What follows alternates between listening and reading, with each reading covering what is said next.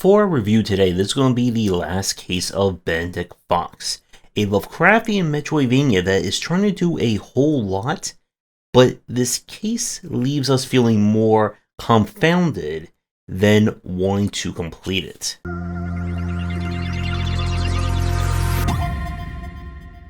The last case of Benedict Fox starts out pretty well. It is the 1930s, and we play as Benedict Fox, a detective who also is possessed by a Lovecraftian demon. We learn of our long-lost father and go to meet him to find that, well, he's been murdered. And his mansion is a crime scene full of the occult, mysteries, and something strange going on. In order to figure that out, we are going up to Metroidvania our way through the dead and limbo in order to solve everything. So the game itself is kind of split into three distinct aspects. You have combat, you have the Metroidvania side, and then you have puzzle/adventure. Combat involves you using your little bayonet that can charge up your flare gun, and this is like the flare gun from Alan Wake. That it's your own kind of little mini rocket launcher that you can use to quickly deal with enemies. You have a dodge and a parry at the start, and enemies will be coming at you in various areas. The game features a kind of loose souls system, where enemies who are killed will drop ink. Ink must be taken to one of the many anchor/fast travel points in order to bank it. Once ink is banked, those enemies will not drop any more ink and they'll be weak, or they'll be weaker as a result. It's actually a really interesting way of incentivizing you to kill enemies and gather those resources and providing a permanent and long-term benefit for doing so. Now, the Metroidvania aspect will revolve around your demon friend who will aid you in different ways.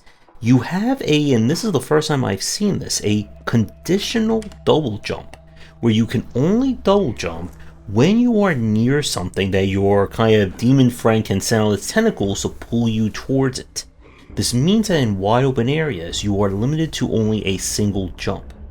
You'll also unlock additional powers via special tattoos, which you'll be using the ink that I just mentioned to get.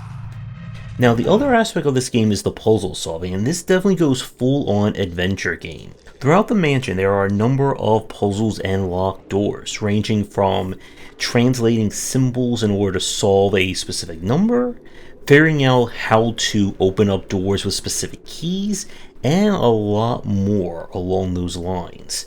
And the loop of this game is kind of, you're going to go into the various limbo areas. Each one is kind of like its own little Metroidvania dungeon. This will provide you with upgrades, items, and clues, which you can then use back at the mansion to unlock more elements and items, which will then allow you to move forward in the respective areas, and rinse and repeat.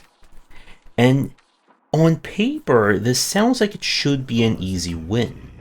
The problem that Benedict Fox has is that all three aspects just don't feel right to play. So there's something a little bit here to go into. Going back to combat, enemies feel very weird to fight. So this is one of those games where the enemy will give you a tell that they're about to attack. If you attack that enemy, you stop the attack, but then the immediate when your attack is finished, they're going to trigger the attack right then and there. You have no iframes, which means if 3 enemies attack you all at once, there goes 3 points of your health. And if you're playing this on hard mode where enemies do double damage, that is basically an instant kill. Some enemies will have tells that don't actually correspond to when the attack is going to go off. And I ran into issues where the parry did not seem to work. So one of the bosses, or the first boss, did this attack that I could swear I timed the parry to when its tentacle was hitting me, and yet it still went through and did damage.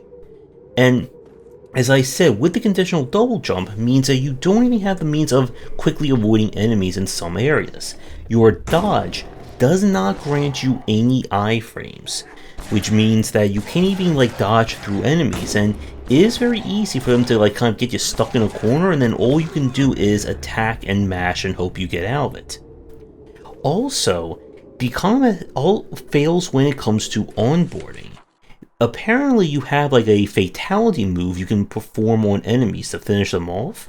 The game gave no onboarding whatsoever about it. I even checked the combat notes and there wasn't any mention of it. It just kept flashing right, or just the letter R, which meant you're supposed to hit R3. Not even, R2 or R1 or left button, right button, that kind of thing. It was just R, and you're supposed to figure out that's going to be for a finisher.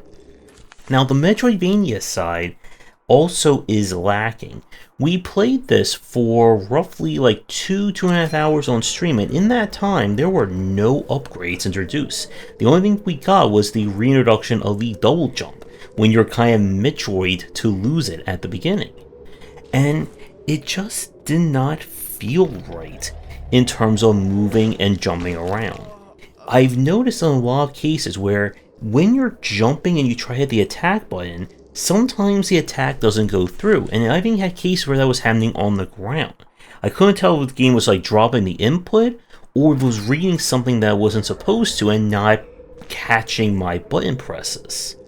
The different demon powers are alright, but they're not necessarily changing how you're going through the levels, at least the ones that we unlocked. Nothing was really growing in terms of your ability to move from point A to point B being fundamentally different. The focus is on the puzzles, and that takes me to the problems with this game when it comes to the adventure side. You see, unlike other kind of Metroidvania or games that feature puzzles, the puzzles themselves here, they're not at all related to the gameplay at hand. You're not going to be using different powers to solve things in the environment or figure out how to get around. It's basically stop what you're doing and decrypt this code, and that's how you're going to move forward.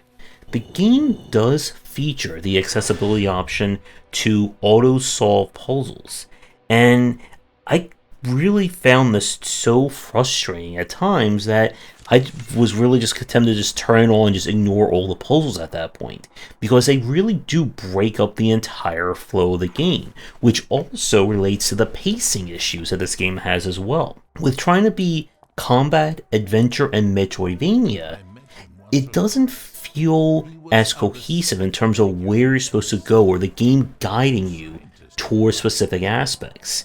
Like an adventure game, when a new item or a new key for a puzzle is introduced, the only thing you can really do is just literally go around to all the points of interest in each area, seeing if that item can actually help you. And there are cases where the item needs to be upgraded or something gets done to it in order to be used for other puzzles. And this game desperately needs like a hint guide or an alert to let the player know if a puzzle is not quite solvable yet.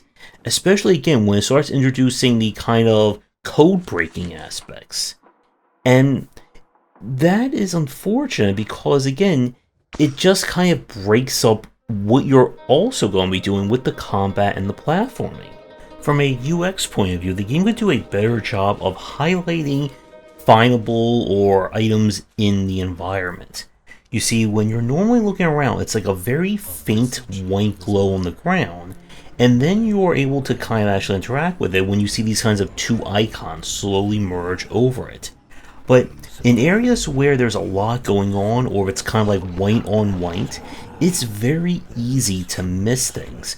I missed a mission critical item that was like next to an edge that I normally just jump over. I wasn't even looking for items in that spot. And that is incredibly frustrating, and it's very easy again that in a game like this, miss that one item or that one clue, and everything just kind of falls apart because of it. And it's issues like this that just kind of bring this game down. Nothing feels as fine-tuned as it should be, and it just feels like a game that's being pulled into 3 different directions and not getting anywhere as a result. And because of that, it makes it very hard for me to recommend this game. With patches and some balancing, things could be very improved. I loved the graphics and the art direction of this game, very much similar to that of Grime, and kind of like a Lovecraftian Psychonauts kind of feel to it. But when there are so many frustrating elements, especially with how bosses tend to play out, it just made it hard for me to recommend playing this game unless you are really desperate for some new Metroidvanias. And with that, we're going to wrap up this review here. I'd like to thank developers for giving me a press key to check this one out. Let me tackle your game for a future stream and video. Please get in touch. Do all the YouTubing stuff people tell you to do.